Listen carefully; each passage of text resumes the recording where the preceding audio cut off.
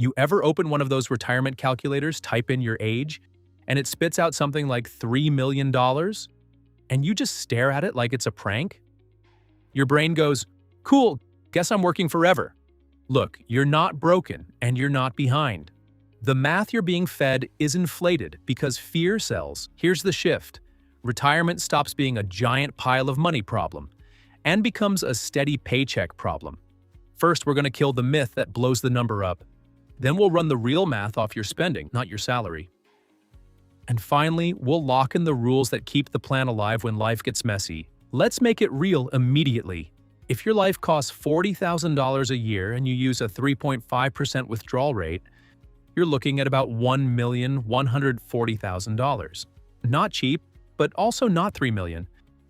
And if some of your spending is covered later by something like Social Security, your number can drop again. The biggest myth is, you need to replace your income.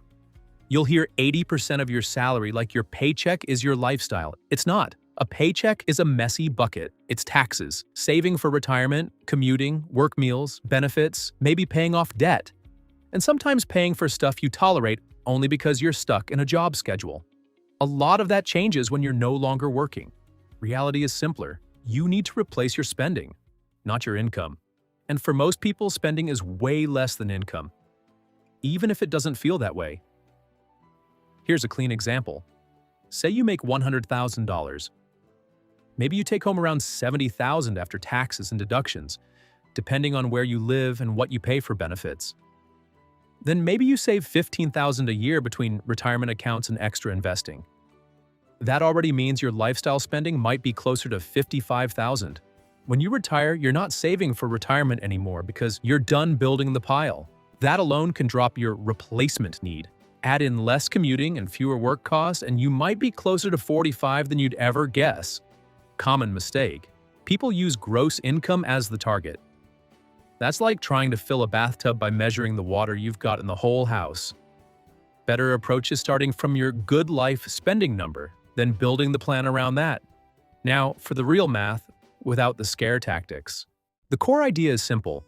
If you can live on a certain amount per year, you need a portfolio that can safely produce that amount for a long time.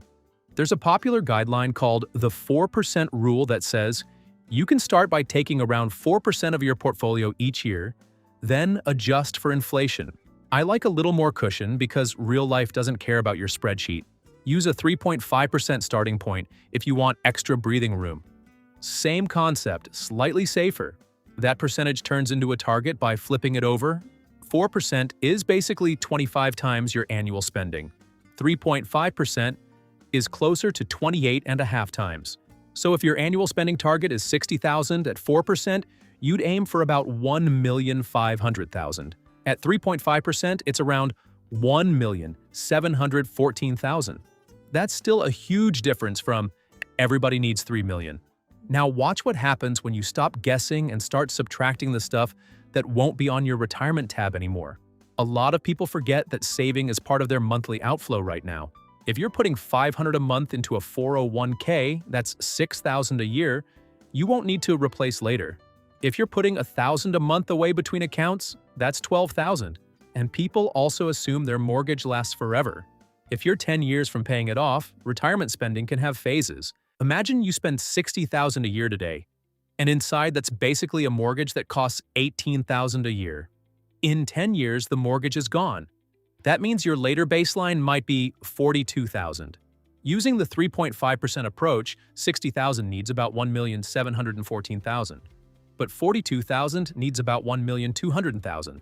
That's a $500,000 swing created by one bill ending. That's why one retirement number is often the wrong mental model.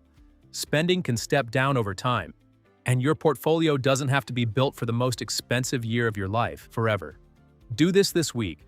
Pull the last 3 months of your bank and card statements and circle what's truly lifestyle versus what's temporary or job-related. Don't overthink it. You're just trying to find your real annual spending with your own receipts, not a vibe. Once you've got that spending target, you've got power. Now, you can run retirement like a calculator, not like a horoscope. And here's the other reason the needed number is usually lower than people think. You don't have to fund every dollar from your portfolio.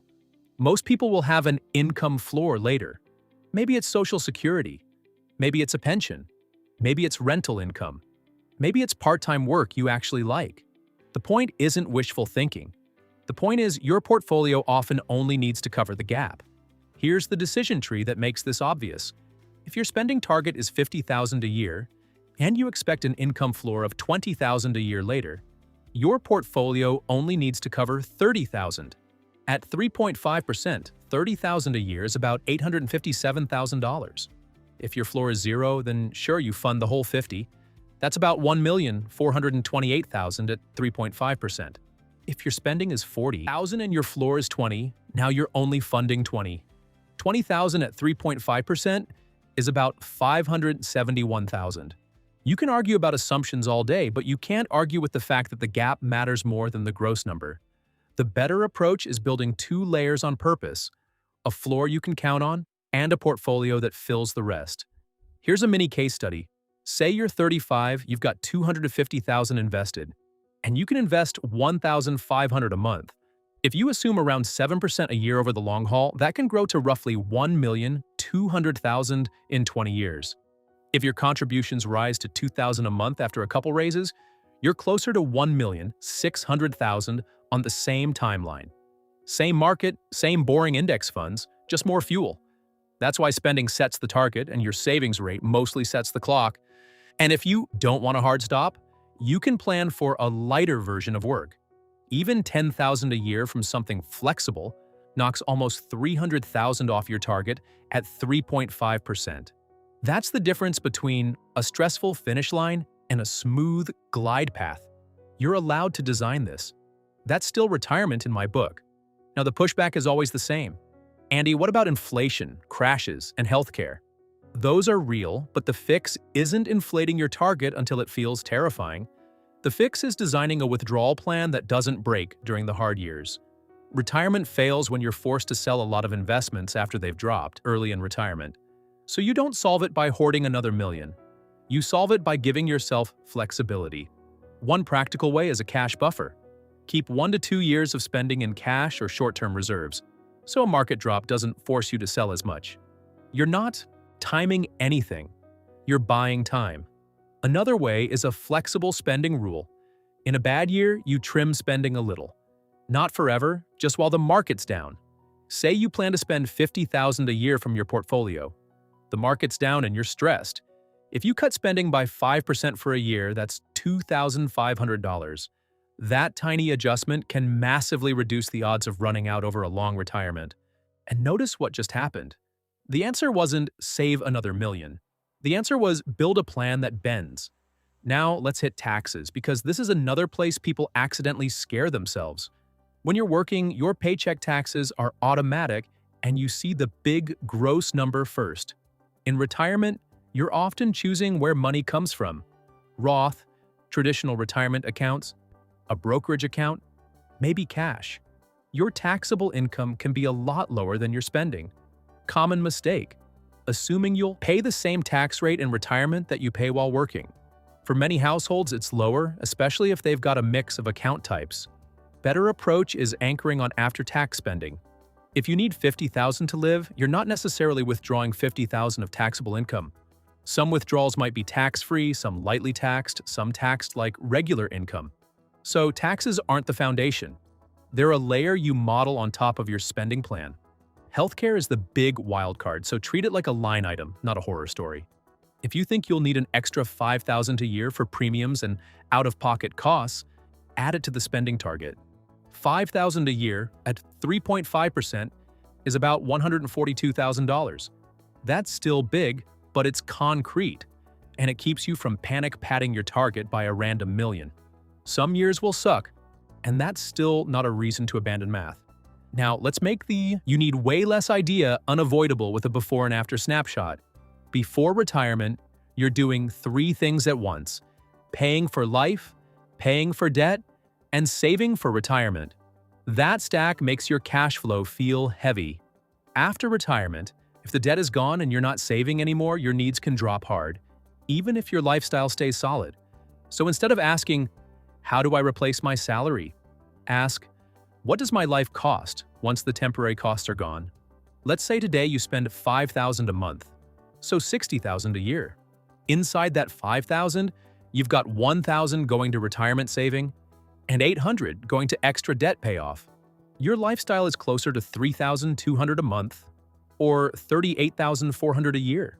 If you retire with the debt gone and you're not saving anymore, your spending target might be around $40,000, maybe $45,000 if you want more travel, more fun, and a bigger healthcare cushion. At 3.5%, $45,000 is about $1,285,000. So the person who thought they needed to replace $100,000 might actually need around $1.3 million to maintain their actual life, assuming no other income. Add an income floor later, and it can be less. Do this week. Take your current monthly spending and subtract anything that's explicitly for the future, like retirement contributions and extra principal payments. Multiply what's left by 12, then multiply that by about 28.5. That's your rough, conservative retirement target. Now we've got to talk about the emotional part because math doesn't work if you can't stick with it. When people hear retire on 1 million, they either get cocky or they shut down. Both are bad.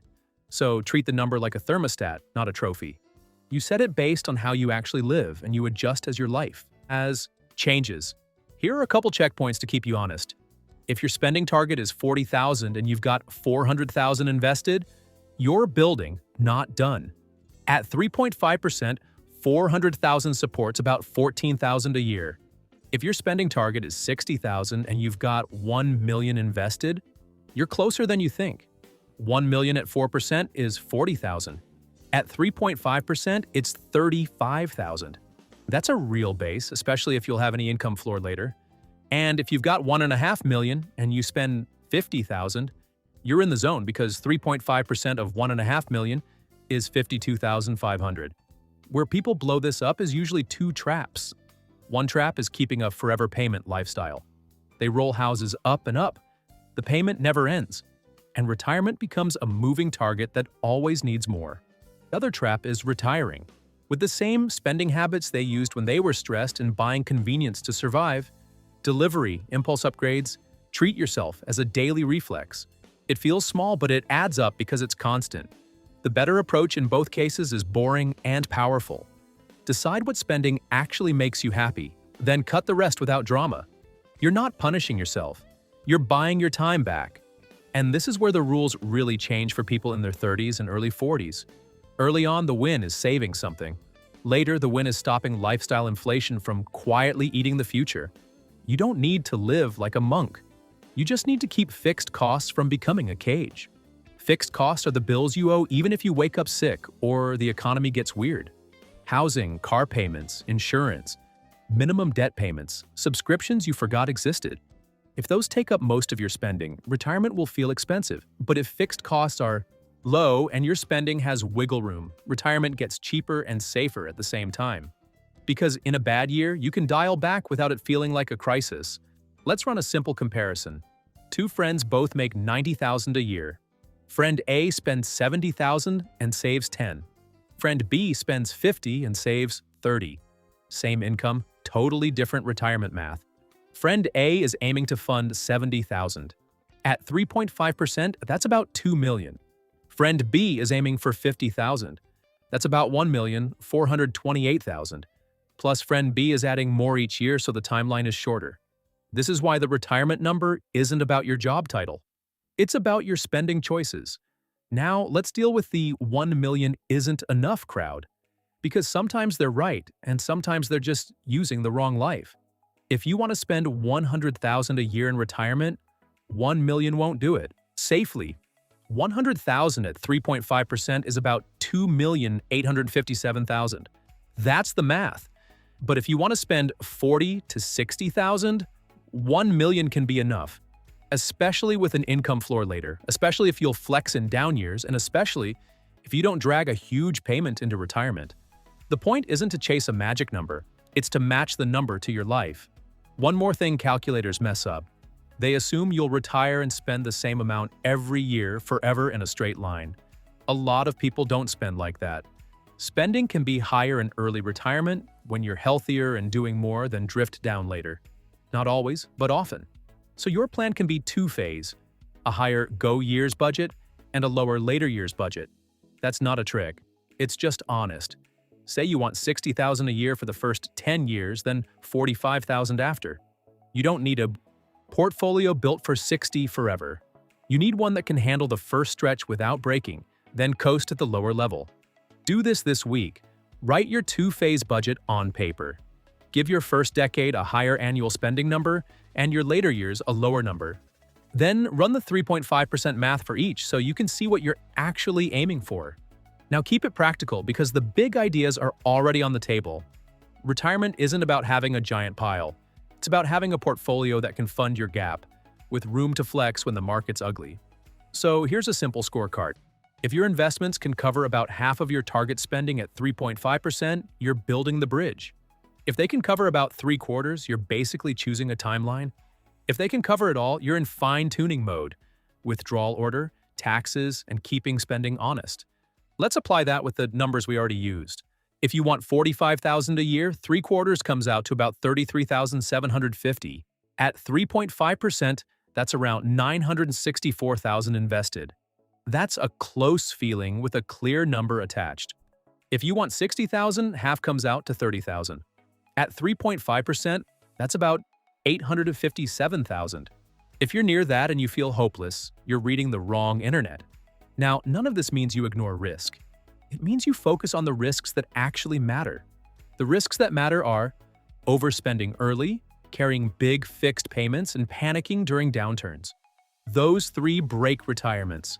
The risks that matter less than people think are picking the perfect fund, timing the market, and whether your retirement number sounds impressive at a barbecue. If you build your spending number from reality, account for the gap, and give yourself flexibility, you're already ahead of most people giving advice online. And the best part is psychological. When you stop chasing an inflated target, you stop feeling like you're failing.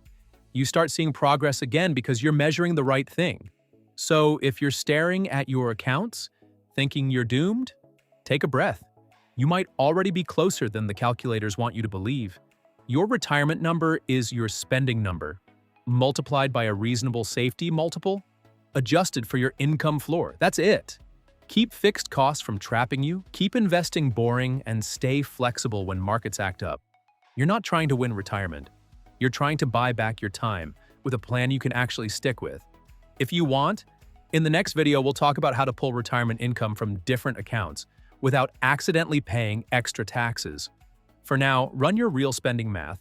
Make one small adjustment this week and keep going because this gets easier the longer you stay consistent. If this helped, subscribe for more straight-up money math that doesn't try to scare you.